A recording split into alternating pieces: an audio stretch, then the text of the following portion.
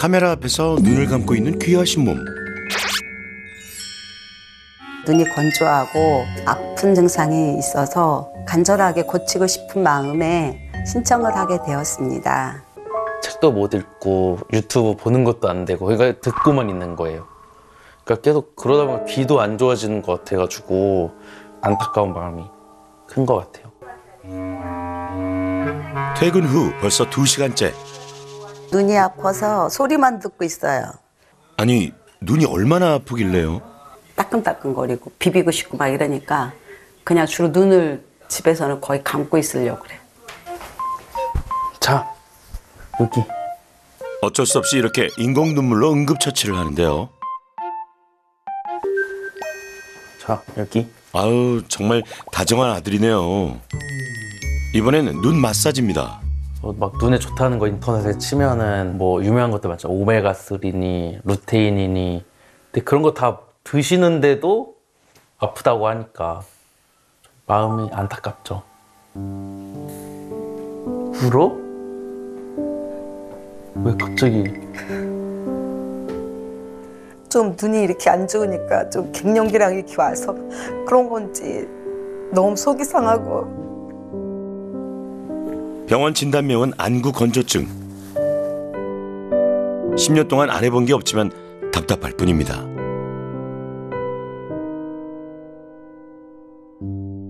자가혈청, 그다음에 IPL 시술, 눈물샘 한 3번 정도 막았나?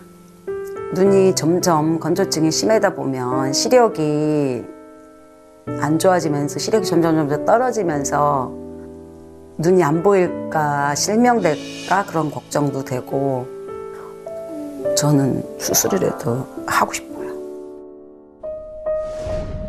우리 눈 표면에는 눈의 보호막 역할을 하는 아주 미세한 두께의 눈물막이 있습니다. 눈물막은 기름을 분비해 눈물이 쉽게 증발하는 것을 막는 지방층, 눈물을 형성하는 수성층, 눈물을 눈에 접착시키는 점액층, 이렇게 3개의 층으로 이루어져 있는데요. 이 중 하나라도 문제가 생기면 안구 건조증이 발생합니다. 안구 건조증 증상이라고 하는 거는 눈물의 양이 많고 적고만 생각하십니다만 질도 상당히 중요합니다. 그러니까 눈물이라고 얘기하는 거는 물 더하기 기름입니다. 우리가 속눈썹 밑에는 기름을 짜내는 샘이 있거든요. 이거를 마이범선이라고 얘기를 하는데 여기에서 깨끗한 기름이 나오는 게 정상입니다. 근데 만약에 기름이 시원찮은 경우에는 건강한 눈물이 안 만들어지기 때문에 눈이 뻑뻑하다, 침침하다를 벗어나서 뭐 피곤하다, 아프다, 눈이 빠질 것 같다, 그리고 시력 저하까지 생기는 경우도 있고요. 심한 안구 건조증은 실명까지도 유발할 수 있는 경우가 있습니다. 환자분 눈물 분비 검사를 할 건데 그런데 경숙님의 안구 건조증은 왜 낫지를 않는 걸까요? 예, 좀 떠주세요. 눈물이 잘 안 나오고 안구 표면에 상처도 많고 초록색 점들 보이시죠? 여기 다 눈에 보이는 상처거든요. 안구 표면에 검은 자인 상처고 결막 스텔 이건 왼쪽에도 이렇게 다 상처예요. 그러니까 쉽게 얘기하면 눈에 상처가 엄청 심하다는 얘기고요. 눈물 분비량이 적으니 뻑뻑하고 상처가 날 수밖에요. 지금 오늘 눈물에서 염증 검사 해봤는데 굉장히 빨갛죠. 눈물의 염증도 심각합니다.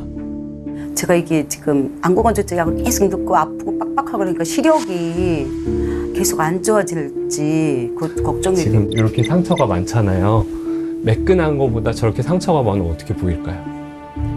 맑게 안 보이지. 그죠. 안구 건조증이 워낙에 심하셔서 그것 때문에 이제 시력이 저하되는 부분들이 굉장히 클 것 같고 이제 눈 뜨기도 힘들면서 이제 보이기도 침침하고. 내가 눈 건강해줘. 경숙님은 평소 눈 건강을 위해 많은 노력을 합니다. 먼저 눈에 좋다는 상하좌우 안구 운동, 효과가 있을까요? 기본적으로는 X.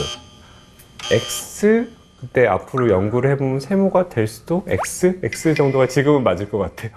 결국 눈도 근육이기 때문에 이렇게 운동을 해가지고 근육을 수축 이완시키게 되면은 눈의 피로도를 조금 좋게 하는 이제 작용은 없지는 않을 것 같습니다. 근데 그렇지만은 이걸로 인해 가지고 그 눈이 좋아지거나 그러는 거는 아직까지 뭐 논문도 없고 이런 뒷받침할 만한 증거가 없기 때문에 그거에 대해서 많이 맹신하지는 않으시는 게 좋을 것 같고요. 이렇게 돌 가장 자주 하는 건 손으로 눈을 마사지하는 건데요. 이제 아플 정도로 이렇게 꽂고 꼬집듯이. 거기에 대한 대답은 X. 오히려 누르면 이제 안압이 올라가고 그런 부분들이 있기 때문에 이 녹내장이 있으신 분들은 오히려 좀 안 좋으실 수도 있겠습니다. 우리 몸에서 제일 더러운 데가 손이라고 생각하셔도 돼요. 오히려 눈을 조금 좋게 하려다가 염증이 생기는 문제가 생길 수가 있습니다. 결명자차가 좋다 그래서 매일 이렇게 끓여놓고 마시고 있어요. 결명자차, 당근, 블루베리처럼 눈에 좋다는 음식은요. 저도 옛날에 그래서 시금치도 많이 먹고 결명자차도 많이 먹었던 기억이 나는데요. 식품에 대한 것들에 대한 대답은 X. 세모하겠습니다. 왜냐면은 뭐 블루베리, 뭐 안토시아닌이 있기 때문에 항산화 작용으로 눈이 좋아진다. 이론적으로는 충분히 맞는 얘기인데요. 그러면은 얼마나 먹어야 될까요? 식품으로 해서 뭔가를 영양소를 보충해서 정말 우리가 원하는 치료적 목적까지 가기 위해서는 정말 많은 양이 필요하거든요. 그럼 하루 종일 막 시금치로만 밥을 먹는다든지 결명자차를 하루에 한 10리터를 드신다든지. 근데 그럴 수는 없잖아요. 우리가 스마트폰을 오래 보면은 눈이 나빠져 이런 말씀들을 많이 하시는데 사실 눈이 직접적으로 나빠진다기보다는 우리가 사물에 집중을 할 때는요 눈 깜빡거리는 횟수가 되게 줄으세요. 보통 우리가 정상적으로는 1분에 10번 내지 14번 정도 깜빡거려야 되는데 집중할 때는 이게 5회 이하로 줄게 되거든요. 그러면은 눈 표면이 말라버려 가지고 눈에 문제를 일으킬 수가 있습니다. 안과 명의들이 인정하는 눈 건강법, 그 솔루션을 공개합니다. 첫 번째는요, 제대로 깜빡이기입니다. 우리 눈을 깜빡인다는 거는 이렇게 완전히 감아서 완전히 딱 떴을 때 눈물이 한번 이렇게 순환이 돼가지고 도는 그런 것들을 이제 제대로 된 눈 깜빡임이라고 말씀을 드릴 수가 있는데, 어떤 분들 같은 경우에는 눈을 완전히 못 감고 반만 감고 뜨고, 그럼 그런 경우 어떻게 될까요? 계속 마르고 있겠죠. 마르죠. 그래서 이 깜빡임도 의식적으로 완전히 감았다가 완전히 뜨고, 그래서 한 3, 4초에 한 번 정도 깜빡이는 게 이제 중요할 것 같고요. 이 눈 깜빡임이 안구건조증을 좀 덜 하게 하는데 굉장히 중요하다. 우리가 안구건조증이라고 얘기하면은 속눈썹 밑에는 기름을 짜는 샘이 있어요. 여기서는 이제 깨끗한 기름이 나와줘야지 건강한 눈물을 만들어주거든요. 근데 많은 분들이 왜 눈에도 개기름이 흘러요. 여기 보시면 누렇게 나오시죠. 아하. 이 기름이 나오는 거예요. 이 나쁜 기름을 제거해야 눈이 건강해질 텐데요. 목욕탕에 가서 이제 때를 밀고자 할 때 그냥 민다고 나오진 않잖아요. 우리가 뭐 탕에 들어가 가지고 좀 불킨 다음에 그다음에 이제 때를 밀어야 되겠죠. 눈도 마찬가지입니다. 눈꺼풀을 좀 따뜻하게 해줘 가지고 눈 기름샘을 넓혀 가지고 나쁜 기름이 좀 빠져나가게끔 해야 되거든요. 거기서 도움이 되는 것이 온찜질이고요. 각자 한번 해보실까요? 이렇게 눈에 올려놓고 나서 그냥 있어도 괜찮긴 하신데요. 가볍게 살짝 누르듯이 마사지를 하는 거예요. 아침 저녁으로 3분 이상 40도 정도의 따뜻한 수건이나 찜질팩, 온열 눈 마사지 기계 등 뭐든 좋습니다. 문제는 뭐냐? 찜질만 하시는 분들이 계세요. 때만 불 켜고 그냥 나온 거랑 똑같아요. 온찜질이랑 같이 꼭 따라다녀야 하는 것들이 이 눈꺼풀 세척이에요. 시중에 이런 눈꺼풀 세정제들이 굉장히 많이 나와 있어요. 자, 오, 여기 속눈썹 바로 안쪽이 기름샘이 나오는 쪽이거든요. 그렇게 하시면 훨씬 좀 시원한 느낌이 드실 거예요. 속눈썹 뿌리를 닦아준다라는 느낌으로 한 번씩 쭉 하시면 됩니다. 인공눈물 하루에 몇 번씩 쓰세요? 너무 잦은 인공눈물의 사용은 이 안구 표면 점액도 씻겨 내려갈 수 있는 부분들도 있고 그렇기 때문에 4에서 6회 정도가 적정 용량이다. 한번 넣을 때 네.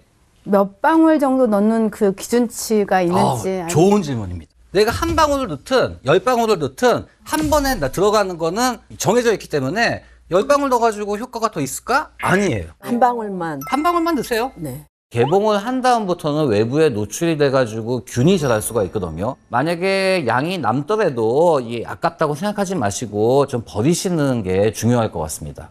각자 선글라스 쓰던 걸 가지고 오셨는데 선글라스 왜 끼세요?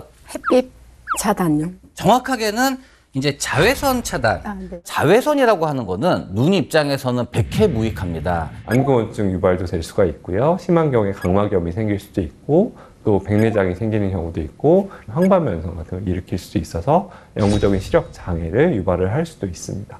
혹시 여기서 UV400이라는 뭐 얘기 들어보신 분 있으신가요? 이 UV400이라는 게 뭐냐면 그 400나노미터 이하의 자외선을 99% 차단해 줄 수 있는 그런 제품에 이제 그런 인증을 붙게 됩니다. 이거 산지 3년 됐어요. 이거 그냥 쓰고 다녀도 괜찮을까요? 괜찮지 않을까요? 구매하고 나서 오래 지나게 되면 이 차단 능력 자체가 많이 떨어지게 됩니다. 2년, 좀 더 길게 쓴다면 3년에 한 번씩은 이 선글라스를 교체를 해주시는 것들을 추천을 드리고 있습니다. 자기 습관을 고치자. 습관을 하나도 안 고쳐놓고 약만 드립다 먹고 약만 넣게 되면은 이거는 정답이 아니죠. 잘 관리하시는 것들이 굉장히 중요하다.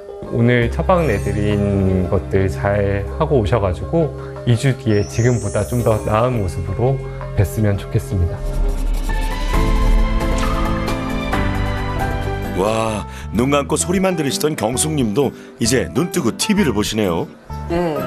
이제 따갑고 그런 증상이 조금 이제 좋아져서 이제 TV 시청도 조금씩 하고 그래요. 눈 뜨고. 아, 정말요? 네.